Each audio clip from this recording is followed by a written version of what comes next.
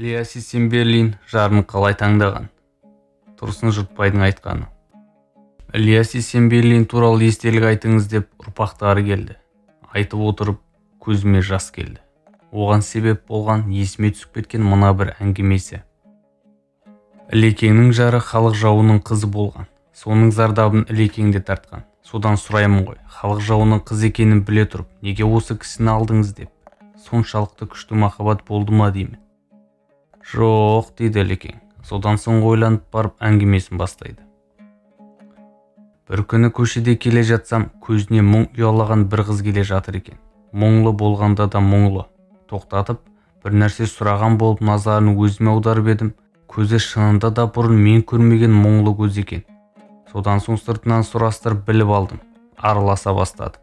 Өзімде ойлағандай халық жауының қызы болып шықты.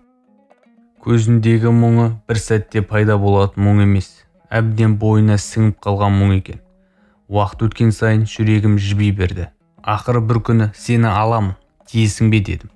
Қыз жылады. Мені алсаңыз күніңіз күн болмайды ғой деді. Тәуекел, аламын дедім. Жалғыз шешем бар ғой деді. Мейлі, шешем қолымызда тұрсын. Өлгенше бағып қақ дедім. Шешеммен ақылдасайын деді. Бір-екі күннен соң шешесінің алдына бардым. Қайда істейсің балам деді. ЦК-да. Ойбу деді. Сорыңды қайнатады ғой. Бәріне дайынмын, тәуекел дедім. Жарайды, тек бұл байғұсты жылатып тастап кетуші болма. Сөйтіп, осы кісіні алғамын. Шешесі қайтқанша қолымызда тұрды. Ілекеңнің осы әңгімесі есіме түсіп, көзіме жас келмес бар ма? Мені қолтықтап алып, одақтың 3-ші қабатында әрі-бері жүріп әңгімесін айтатын. Сондай бір күні айтқаны ғой. Қазақтың бір қызының бағын ашамын деп істегені ғой. Тұрсын Жұртбай осыны айтып, өзі де аз уақыт үнсіз отырды.